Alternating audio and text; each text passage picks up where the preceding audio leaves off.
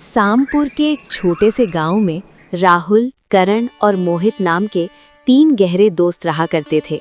वे तीनों बेहद गरीब थे और एक ही घर में रहते थे।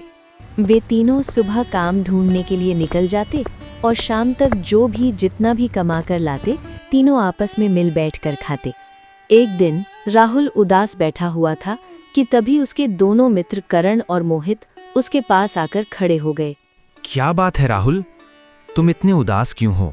क्या हो गया भाई, बताओ। अब तुम्हें क्या बताऊं करण, अरे तुम तो जानते ही हो कि मैं पिछले 3 दिन से लगातार काम ही तो ढूंढ रहा हूँ, मगर है कि मुझे कुछ काम मिल ही नहीं रहा। अरे तुम और मोहित जितना कमा कर लाते हो ना, उसी से मेरा गुजारा चल रहा है। अरे मुझे शर्म आने लगी है तुम दोनों के साथ भोजन करने में भी।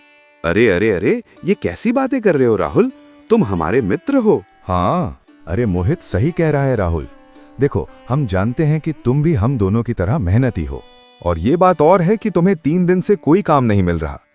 अरे हम दोनों जितना भी कमा कर लाते हैं उसमें तुम्हारा भी बराबर का अधिकार है, क्योंकि हम तीनों मित्र हैं भाई। क्यों?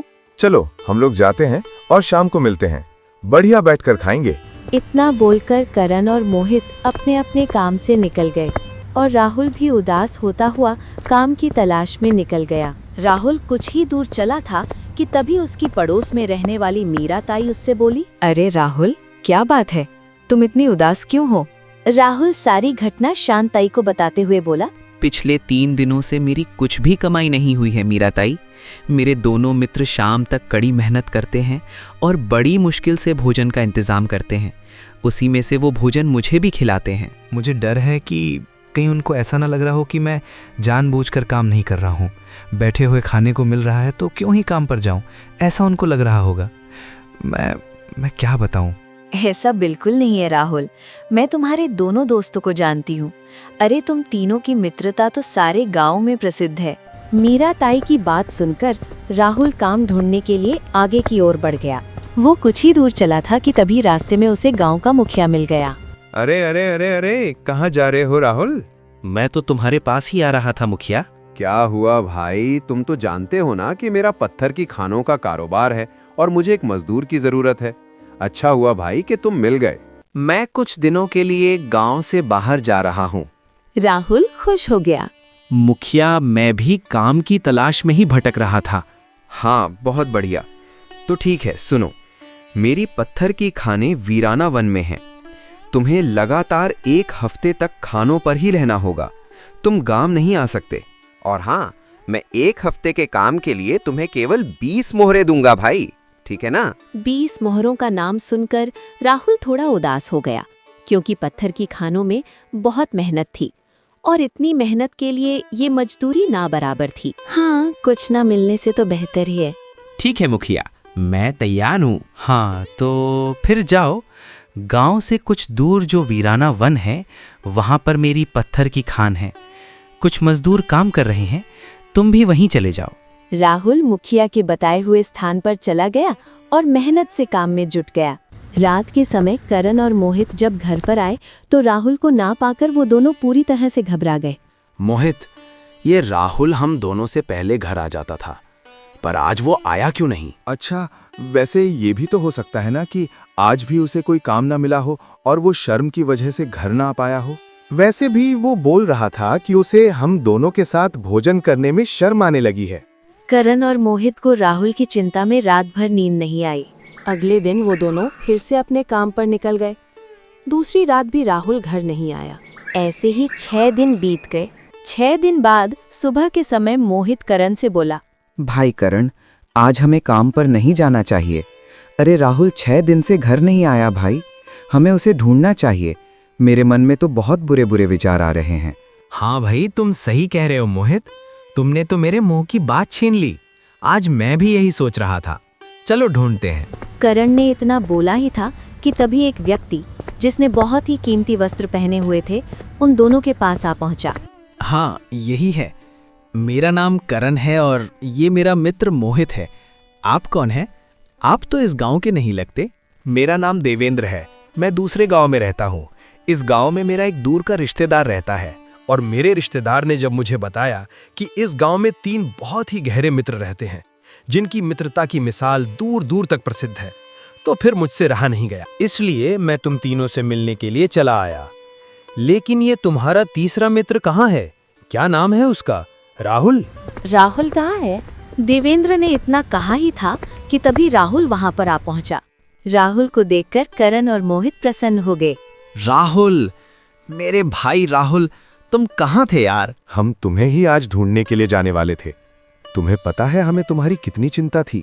अरे बिना बताए कहाँ चले जाते हो? अरे मुझे मुखिया के खान पर काम मिल गया था करण, और क्या ये देखो। इतना बोलकर राहुल ने 20 मोहरे करण को पकड़ा दिए। मैंने एक हफ्ते में ही केवल 20 कमाए हैं। मैं जानता हूँ कि ये बहुत कम है, लेकिन मुखिया ने मुझे केवल इतनी ही मजदूरी दी है। तभी मोहित राहुल से बोला, राहुल और करण, तुम ध्यान से सुनो। हमारे लिए धन का कोई महत्व नहीं। हमारा सबसे बड़ा धन तो तुम हो भाई। तुम मेरे मित्र हो, मेरे भाई। देवेंद्र तीनों की ओर देखकर बोला, वाह वाह वाह, तुम तीनों की मित्रता देखकर तो मुझे बहुत अच्छा लगा। इस संसार में बहुत कम मित्र ऐसे होते हैं जो एक दूसरे पर अपनी जान लुटाने के लिए तैयार रहते हैं।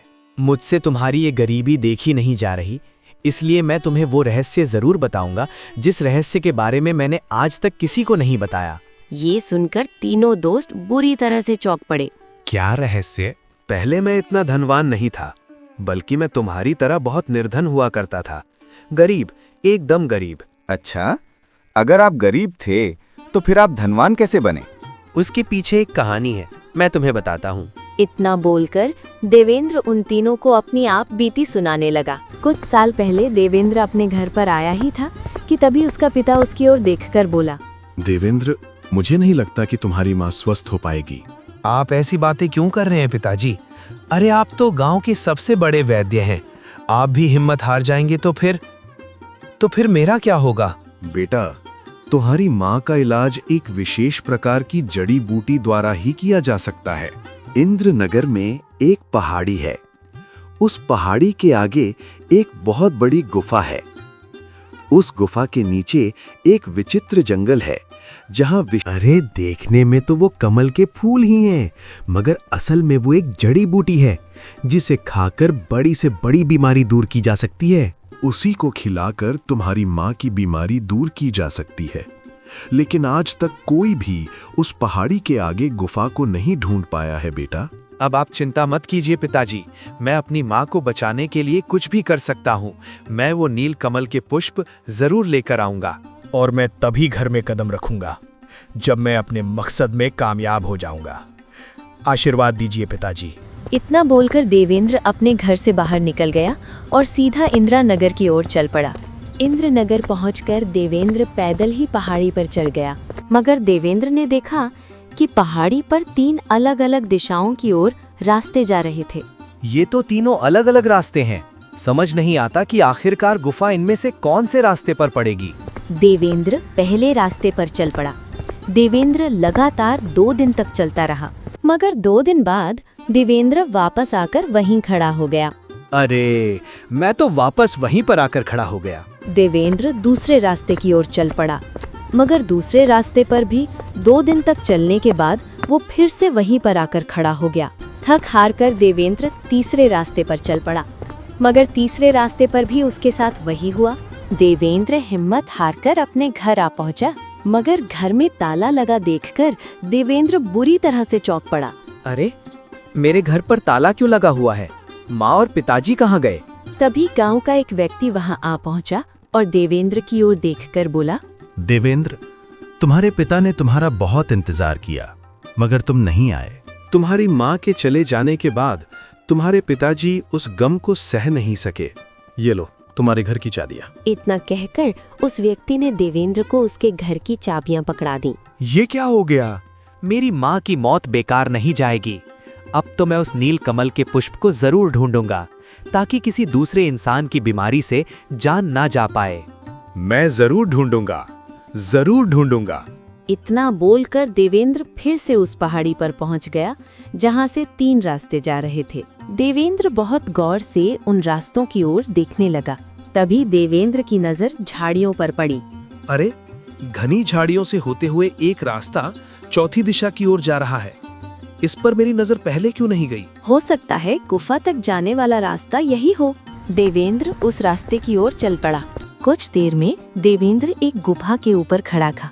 देवेंद्र ने देखा कि गुफा के नीचे चट्टानें पड़ी हुई थी और वहाँ नीले रंग के कमल के पुष्प उगे हुए थे और कमल के फूलों के आसपास ढेर सारी चांदी की मुद्राएं और हीरों का ढेर लगा हुआ था। इतना बोलकर देवेंद्र चुप हो गया। फिर क्या हुआ? फिर मैंने कुछ कमल के पुष्प तोड़ लिए और वहां से ढेर सारी चांदी की मुद्राएं उठाकर अपने गांव आ गया और धनवान बन गया। अब मैं लोगों का इलाज मुफ्त में करता हूँ और जब भी मुझे धन की आवश्यकता होती है मैं वहीं चला जाता हूँ। इतना बोलकर देवेंद्र चुप हो गया। देवेंद्र तीनों की ओर देखकर बोला, तो तुम तीनों अभी के अभी इंदिरा नगर की ओर चले जाओ। इंद्र नगर से कुछ दूर ही वो पहाड़ी है और ध्यान रखना, उस पहाड़ी के 3 रास्तों पर तुम्हें नहीं जाना है। वो 3 रास्ते केवल भ्रम में डालने के लिए हैं, जो एक तरह से भूल भुलैया है। तुम्हें उस चौथे रास्ते को ढूंढना होगा जो झाड़ियों में छुपा हुआ है और खजाने तक वही रास्ता जाता है। इतना बोलकर देवेंद्र ने कुछ चांदी की मुद्राएं करण के हाथ में थमा दी। यहाँ से इंद्र नगर बहुत दूर है। तुम तीनों के लिए ये चांदी की मुद्राएं यात्रा में बहुत काम आएंगी। ठीक है, चलो मैं जाता हूँ। इतना बोलकर देवेंद्र वहां से चला गया। वाह, ये व्यक्ति तो बहुत ही भला निकला। आज के जमाने में भला कौन इतनी मदद करता है और ऐसी चीजें बताता है। मगर राहुल नहीं जानता था कि देवेंद्र की बातों को करण और मोहित बड़े ही गौर से सुन रहे थे। इतने ढेर सारे खजाने के बारे में सुनकर करण के दिमाग ने काम करना बंद कर दिया था। वो गहरी सोच में गुम था। तभी मोहित करण से बोला, क्या सोच रहे हो? कुछ नहीं मोहित, हमें अभी के अभी वहां चलना चाहिए। वैसे भी हम तीनों ने गरीबों की जिंदगी बहुत झेली, अब आ गया है अपनी किस्मत बदलने का समय। चलो। वो तीनों उसी समय खजाने की खोज में इंदिरा नगर की ओर चल दिए। कुछ दिन तक चलते रहने के बाद वो तीनों इंदिरा नगर में स्थित उस पहाड़ी के ऊपर चढ़ रहे थे। वो पहाड़ी जंगल से घिरी हुई थी। वहाँ का प्राकृतिक सौंदर्य देखने के काबिल था। राहुल बहुत ज्यादा थक चुका था।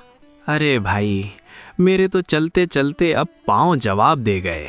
अरे रे दोस्तों, देखो भाई, मैं कुछ देर आराम करना चाहता हूँ। क्यों ना हम तीनों एक वृक्ष के नीचे बैठकर कुछ देर के लिए आराम कर लें? हाँ हाँ राहुल, क्या नहीं?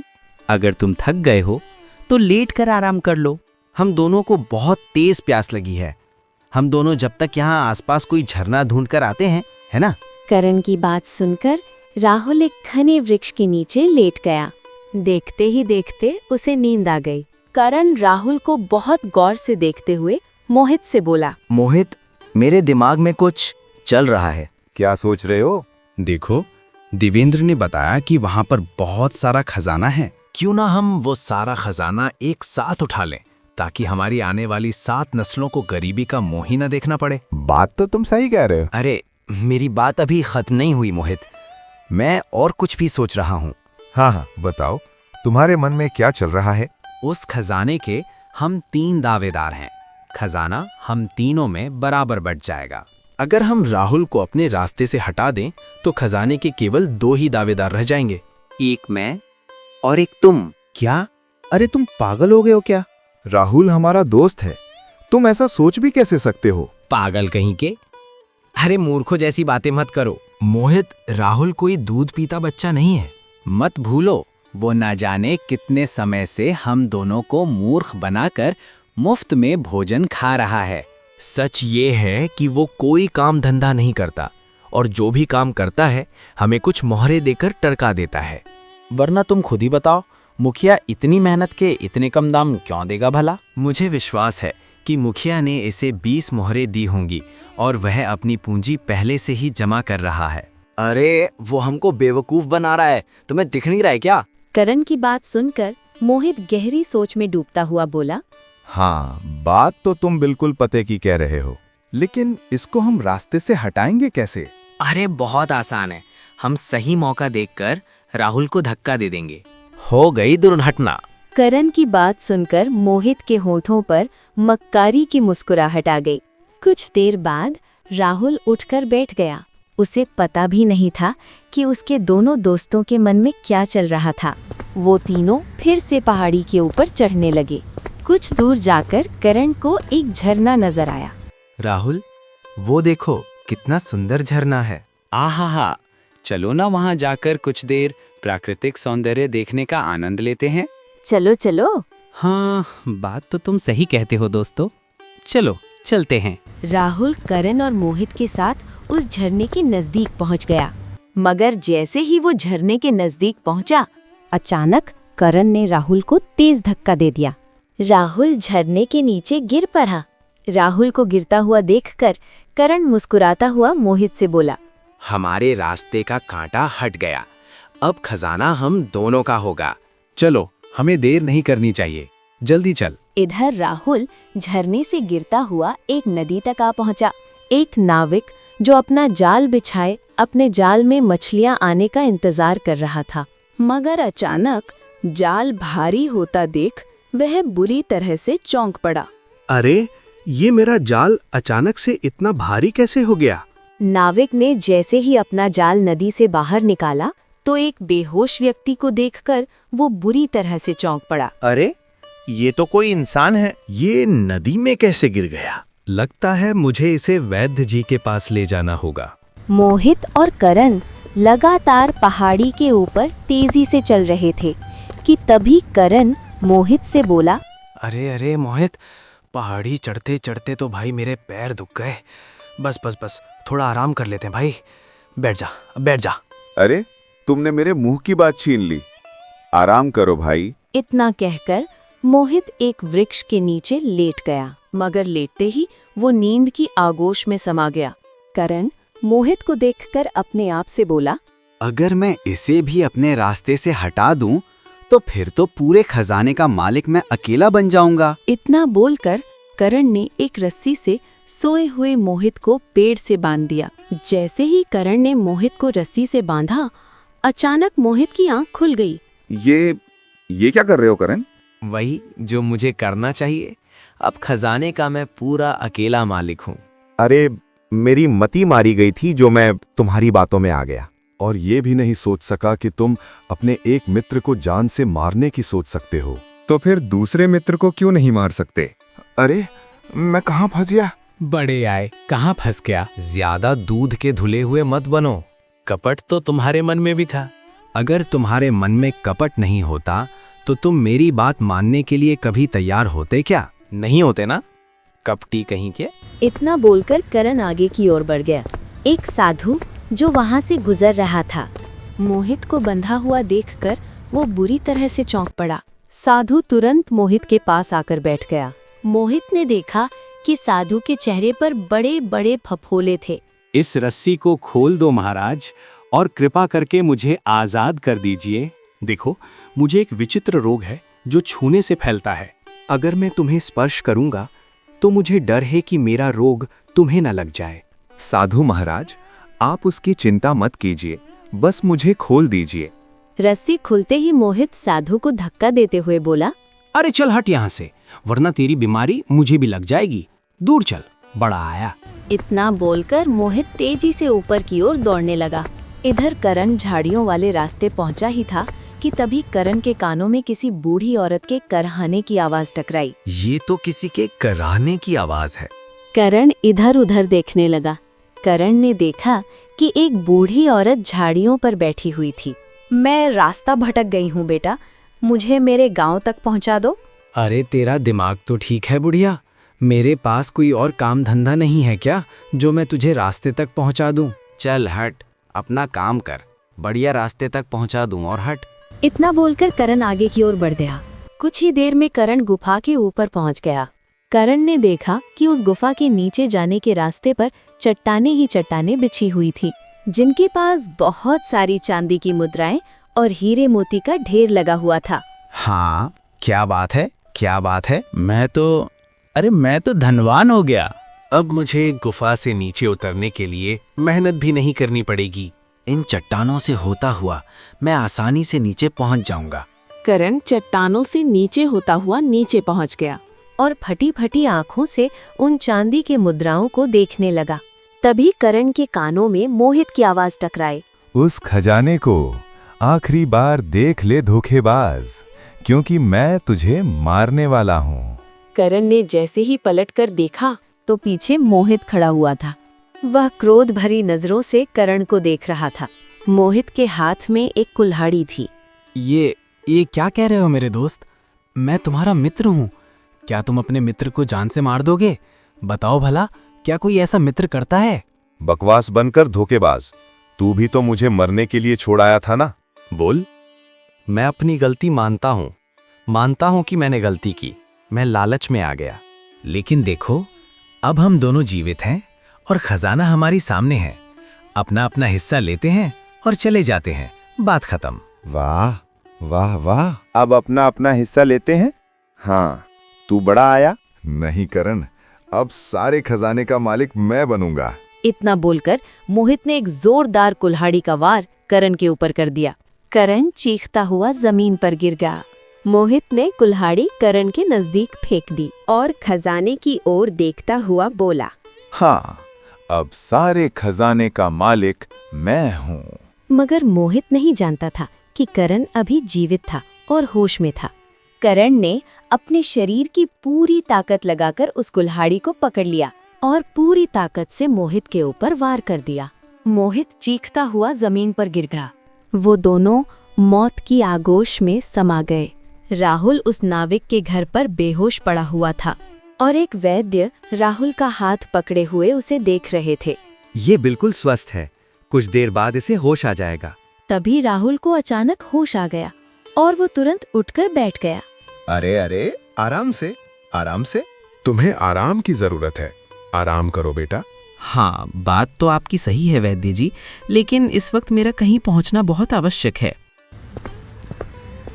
अरे, आप तो बहुत बीमार नजर आ रहे हैं। हाँ, मुझे एक बहुत विचित्र बीमारी है जिसके कारण मेरे शरीर पर फफोले उगे हुए हैं। अरे बाप रे बाप, फिर तो आपको बहुत तकलीफ होती होगी। अब मेरे पास समय नहीं है, नहीं तो मैं आपकी मरहम पट्टी अवश्य करता। अब देखिए, मैं माफ़ी चाहूँगा, मेरा एक स्थान पर पहुँचना बहुत ज़रूरी है साधु बाबा। लेकिन आप कहीं जाना नहीं, मैं वापस आकर आपसे ज़रूर मिलूँगा। मैं एक ऐसी जड़ी बूटी के बारे में जानता हूँ जिसे खाकर आप स्वस्थ हो जाएंगे। मैं लेकर आता हूँ आपके लिए, ठीक है? मैं तुम्हारा इंतजार करूंगा। राहुल तुरंत झाड़ियों के रास्ते की ओर बढ़ गया। कुछ दूर जाकर उसे वही बूढ़ी औरत नजर आई। मैं रास्ता भटक गई हूँ बेटा, मुझे मेरे घर तक पहुँचा दे। चिंता मत कीजिए माँ जी, मुझे एक स्थान पर पहुंचना बहुत ज़रूरी है। मैं वापस आकर आपको आपके गांव तक ज़रूर पहुंचाऊंगा। आप चिंता मत करिए, मैं आ रहा हूं। इतना बोलकर राहुल उस गुफा तक पहुंच गया। तुम इसी खजाने की खोज में यहाँ तक आए थे? राहुल ने जैसे ही नीचे देखा तो वही बूढ़ी औरत रहस्यमय अंदाज में उसे देखकर मुस्कुरा रही थी। आप यहाँ तक कैसे आ गई बूढ़ी औरत? राहुल ने जैसे ही नीचे देखा तो उसके दोनों दोस्त करण और मोहित मृत अवस्था में खून से लथपथ पड़े हुए थे। हे भगवान, ये क्या हो गया? तुम्हारे दोनों मित्र लालची थे। लालच ने उनकी आंखों पर पट्टी बांध दी थी। उन दोनों ने एक दूसरे की जान ले ले। और तुम्हें भी तो यही खजाना चाहिएगा? नहीं चाहिए मुझे ऐसा खजाना जिसने मेरे मित्रों को मुझसे छीन लिया, जिसने मेरे मित्रों के मन में लालच पैदा करके मित्रता के मायने ही बदल दिए। नहीं चाहिए मुझे ऐसा कोई खजाना। तभी वो बूढ़ी औरत उसी साधु में परिवर्तित हो गई और अचानक वो साधु देवेंद्र में परिवर्तित हो गया। ये देखकर राहुल बुरी तरह से चौंक गया। अब तुम तो देवेंद्र हो, ये क्या रहस्य है? मेरे मित्र, मैंने तुम्हें आधा सच बताया था। आधा सच नहीं बताया था? क्या मतलब? तो फिर ये खजाना किसका है? ये सारी चांदी की मुद्राएं और हीरे मेरे हैं। उस कमल के पुष्प को लेकर मैं अपने गांव चला आया था। उसी समय राम राज्य के महाराज की पुत्री बीमार हो गई। मैं कमल के पुष्प को लेकर महाराज के पास पहुंच गया और महाराज की पुत्री ठीक हो गई। महाराज ने मुझे उपहार में ढेर सारी चांदी की मुद्राएं भेंट कर दी और मैंने एक व्यापार शुरू किया और देखते ही देखते मैं बहुत बड़ा व्यापारी बन गया। मुझे एक ईमानदार व्यक्ति की तलाश थी। जब मैंने तुम तीनों मित्रों के बारे में सुना तो मैं तुम तीनों के पास आया। लेकिन तुम तीनों की ईमानदारी की परीक्षा लेना बहुत आवश्यक था। इसलिए पहले से मैंने यहाँ इतनी सारी चांदी की मुद्राएं और हीरे फेंक दिए। बस इतनी सी बात है? अच्छा, तो फिर तुम बूढ़ी औरत और उस साधु में कैसे परिवर्तित हो गए? वो उस विचित्र पुष्प की एक खासियत और भी थी राहुल, कि उस पुष्प को जो भी स्वस्थ आदमी खाता है तो वह अपनी पसंद के 2 रूप धारण कर सकता है, लेकिन केवल जीवन में एक बार। और ये सब मैंने तुम तीनों मित्रों की परीक्षा लेने के लिए किया था, जिसमें से तुम पास हो गए। ज्यादा सोचो मत, तुम्हारे दोनों मित्र अपने लालच को रोक नहीं पाए। आज नहीं तो कल अगर धन उनके हिस्से में आता तब भी वे ऐसा ही करते। चलो, तुम मेरे साथ चलो। आज से तुम मेरी सारी व्यापार की देखभाल करोगे। चलो।